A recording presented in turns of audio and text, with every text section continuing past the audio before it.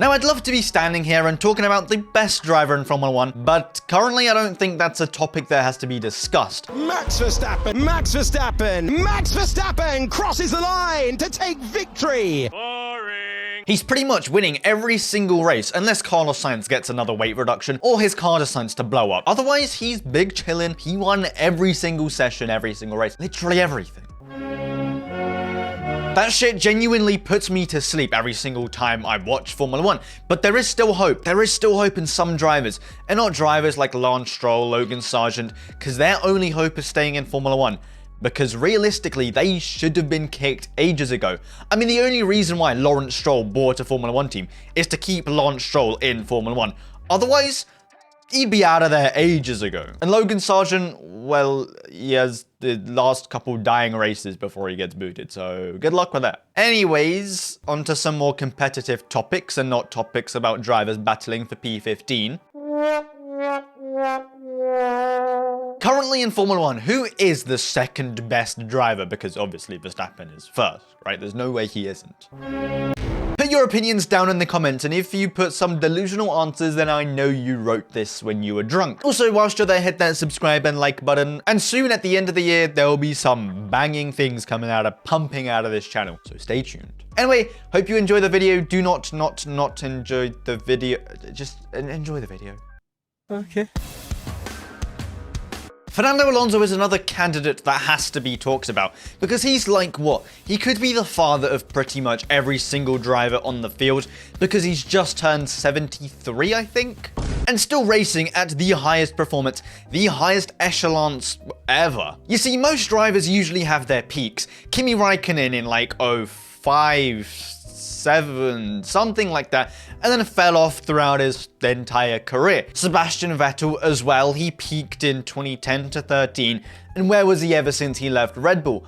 Pretty much nowhere. And those are all world championship caliber drivers, and are because they've both won championships. But Fernando Alonso, he's peaked pretty much at every team he's been at. Of course, there was the Renault days where he won 2 championships.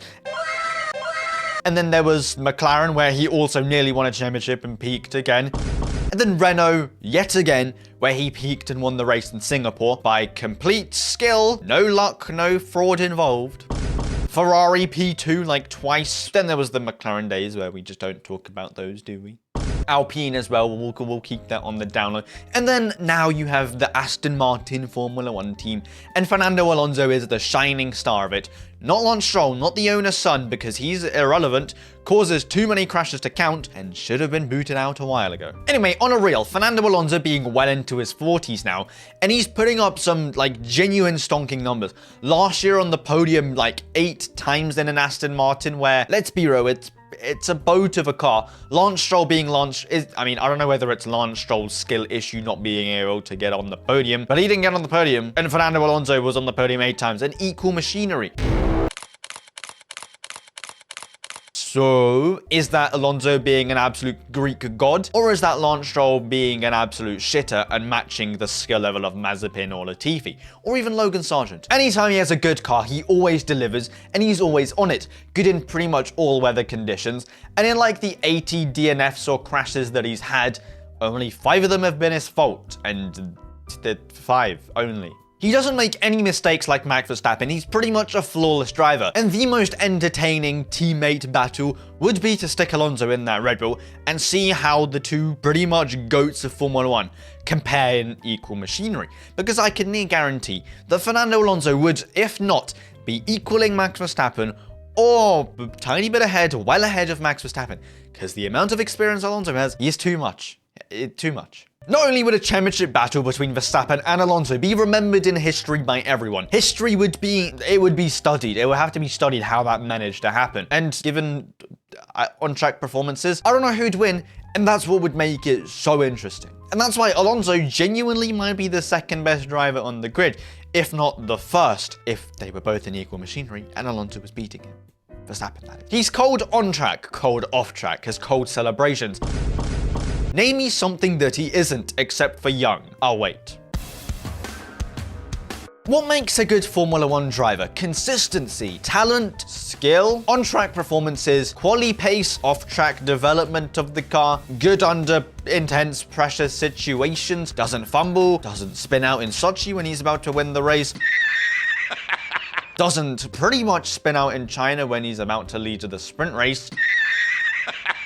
And I guess Lando Norris has some of those attributes, but some others are questionable. Near the end of last season, Lando Norris was pretty much the only driver who could compete for race wins against Max Verstappen. And still, when he had his one opportunity, he fumbled yet again. He didn't get the win. Now, I'm not sure whether it's registered in his brain, but to win a championship, you have to be able to win races.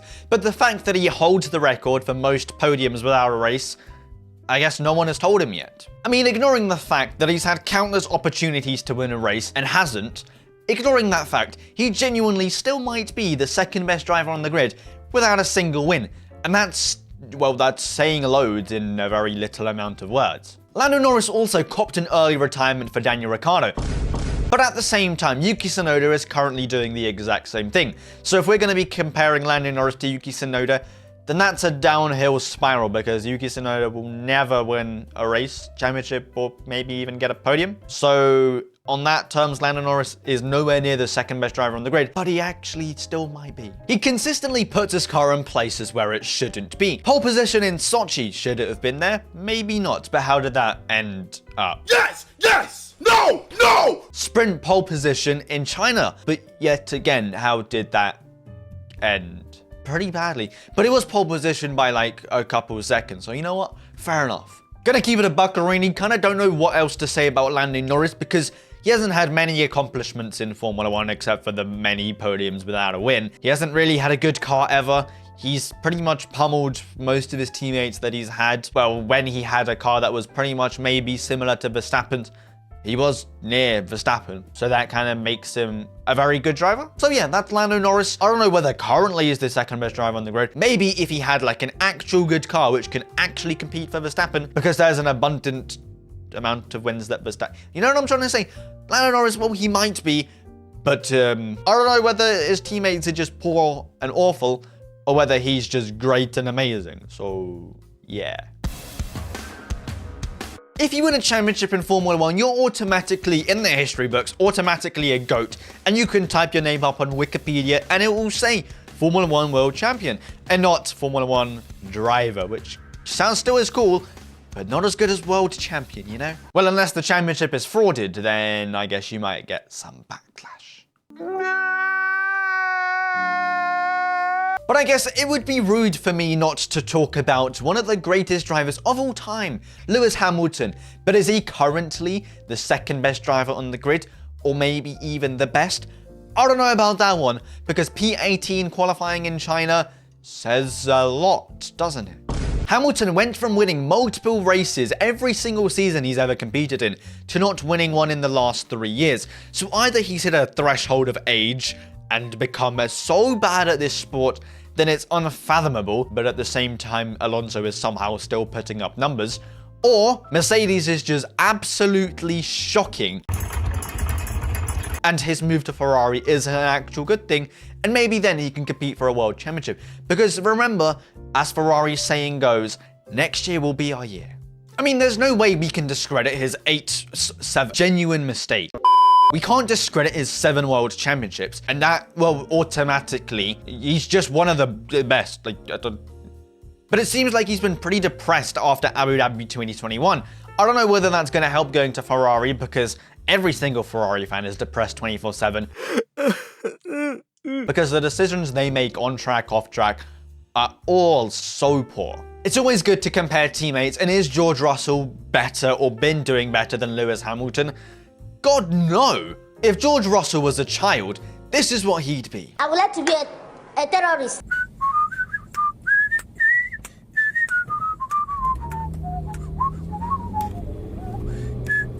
He crashes himself out and others out on multiple occasions, and I don't see Hamilton doing that. Hamilton's pretty consistent, consistently finishing P18 in quali. And honestly, his race in China was actually quite good, getting up to the points and some decent points, starting P18. So no, he really hasn't, well, lost it. It's just the car has lost it. and that makes Hamilton look worse than he might potentially is. He might also not be trying as hard, because would you want to... I think you'd be trying more if you're in a championship fight, rather than if you're scrapping for P9s and P8s. So that genuinely leaves me in a huge predicament, because if Hamilton goes to Ferrari and absolutely frags out getting multiple podiums, race wins on some occasions, and absolutely slapping up Charles Leclerc, that would say a lot. Not only is he better than Charles Leclerc, which is also one of the best drivers on the grid, that also means that he's not washed and actually given a good car, then he might still be the best, or maybe the second best, or maybe the third best driver on the grid, but definitely one of the best of all time. But if he goes to Ferrari and gets absolutely pummeled into the ground by Charles Leclerc, then that also speaks volumes, maybe of Charles Leclerc being an absolute god, or Lewis Hamilton being a washed motherfucker. And that's why I'm going to strap myself in for 2025, like a seatbelt, because the championship fight might not be interesting because Verstappen's name is written all over it, but everything else about that season will be. Not only is Carlos Sainz gone, pretty much dead, you could say, also that Lewis Hamilton whole situation, and the contracts are going to be so weird next year, so going to be funny. Now, up until recently, there was no way that I was ever gonna even consider this driver as being one of the best drivers in Formula 1. He was like a good driver, but no way one of the best or even the second best driver in Formula 1 currently. But he has one big hamasha, one big fatal flaw, and that is the fact that he's jobless. Welcome back to McDonald's. Not only does your favorite driver has less wins than an unemployed, nobody wants him, scrapped, and his career's over, your favorite driver has less wins than him this season. Unless your favorite driver is Verstappen, then shut the fuck up.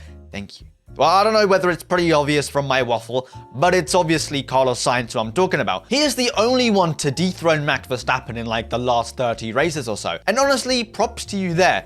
But the 2 times that he has dethroned him, Max Verstappen's car has either blown up or they've gone so wrong with the setup that they've ended up somehow at the back of the grid. So call it luck, right? Some might call it luck, but in Singapore, he fended off Lando Norris, which I guess isn't pretty difficult to do because he has 0 race wins and has no aspirations to ever win a race. He also fended off Lewis Hamilton, the 7-time world champion, GOAT, and also fended off an absolute terrorist, and he avoided a terrorist, which is quite impressive. So all the props goes to him in Singapore. And same in Australia. Where was Charles Leclerc when you need him? Where was Lando Norris? Where was Hamilton? They were literally nowhere to be seen. Nevertheless, if we look past China and ignore that race as a whole, every race he has competed in, he has stepped on the podium. This year, that is, because, yeah. He's consistent. He doesn't crash. Agreed, his pace ceiling isn't as high as Charles Leclerc's, but Charles Leclerc does crash out pretty much every other race, which nearer the end of the season leaves Carlos Sainz pretty much neck and neck with Charles Leclerc on points. And keep in mind that Charles Leclerc has skipped a race this season because he was about to bleed out. He nearly has the same amount of points as Charles Leclerc with a race less. In China, he was literally replicating Chuck Norris. You know, Chuck Norris, if he's in a crash in a car, which he wouldn't be because he's Chuck Norris, he'd get out the car and the car would still be driving and it would be fine. And that's exactly what happened with Carlos Sainz. Crashed the car in quali, caused the red flag. No, it's fine. The car is fine, just a little minor front wing damage. And still, he put in a decent showing in quali. But, with all of that said, if he was in a championship battle, that is, if he's ever going to be in another good team, because currently, it looks pretty slim, unless he goes into Mercedes. That's literally the only alright seat, and Mercedes isn't a good seat anymore, so he's pretty much finished. Anyway, if he's ever going to be in a championship battle, would I bet money on him? Probably not, which makes him not one of the best drivers on the grid because obviously other people are going to beat him, or that's what I think. But his current form, the form right now, would probably be the second best driver on the grid. I don't know whether his weight reduction has contributed to all of this, because last year he was looking like 2020 Seb, but this year, prime Michael Schumacher in that Ferrari, so yeah. Not sure whether he's used all of his year's luck on those couple races, or whether this is just his actual pace this year, and he's actually fixed up. And if he wasn't getting dropped, things might be better. Now, with him being booted out of Ferrari for a driver that is, well, arguably one of the best of all time, so fair enough, but a driver that qualifies in P18 nearly every race, can't step on the podium, is allergic to race wins, and has just hit his 75th birthday. Wonder how long his good performance is gonna last, because realistically it's gonna end soon. Now, no, I haven't forgotten about everyone's beloved driver, Charles Leclerc. And come to think about it, he's going to be in Ferrari for 10 years after his contract expires in 2029. And if he doesn't win a championship by then, It's Jover. Charles Leclerc pretty much crashes as much as Mazepin. There's been the Imola crash, the Miami crash, the France crash, the I am stupid moment, and genuinely, I could go on forever. And if Charles Leclerc is ever to be in another championship battle, and an actual real one and not a frauded one or a fake one, then I put my money on him crashing more than once per season. Will that cost him? Probably. Will that make him lose a championship? Potentially, if he ever even manages to battle for one. If I was making a video on the best qualifiers in Formula 1, then Charles Leclerc would definitely be P1. But in the races, there are some major flaws that he has. Not only does he see the grass, the barriers, the gravel more times than he actually is on the racetrack, the tarmac, which is, I guess, a big flaw because that means he's DNFing. No! And obviously, to win a championship, you need points, but if you don't finish the race, you get 0 points. So there's that. Now, Charles Leclerc will pretty much always be one of the best drivers in Formula 1, but the fact that you're literally getting dominated and beat by a teammate who is jobless and isn't even in Formula 1 technically next year. Are you not embarrassed? This is really embarrassing. This year, he has more podiums than you, more wins than you. Would have had more points than you if he didn't miss out Jeddah. But hey, maybe Charles Leclerc's just had a bad couple races. His run at the end of last year was absolutely phenomenal. Pretty much matching Max Verstappen in quali, or even beating him in quali multiple times. And in the races as well, he was there, here and there pretty much most of the time. I mean, at the start of 2022, when he absolutely faked the championship battle, we saw his on-caliber, on-track performances, how much they were leveling Max Verstappen, and on occasions, beating Max Verstappen in maybe a slightly better, slightly worse car. So no doubt about it, if there's a championship fight, he will be up there because he's shown that he can be up there, and there's no way he's fallen off in these, like, what, last year or something? No. He's fantastic. Yet again, I don't know what else there is much to say about Charles Leclerc, because given a good car, he will be up there because he's shown it in the past. But currently, the fact that he's getting beat by his teammate, who's, well, as I said, jobless, I don't know about that one, Chief. So to answer the question who I think is the second best driver in Formula 1, currently, well, I'd honestly have to say, no bias, Fernando Alonso, because he's putting up numbers, the car shouldn't be good anywhere, but it is. I mean, the car isn't great by all means, but he's shown it time and time again, throughout decades, throughout centuries, throughout thousands of years, that if he has a good car, he will be up there. And I genuinely hope Aston Martin can provide, because as he said, this is the last contract he's signing. So please let him cop another championship and stop the dominance of Max Verstappen, because a championship fight between Alonso and Verstappen would peak everything that has ever happened in this world. So please let that happen. Let me know who you guys think is the best, or second best, obviously, on the grid. And whilst you're there, subscribe and like. Hope you enjoyed the video and have a safe and fantastic rest of your day. Peace.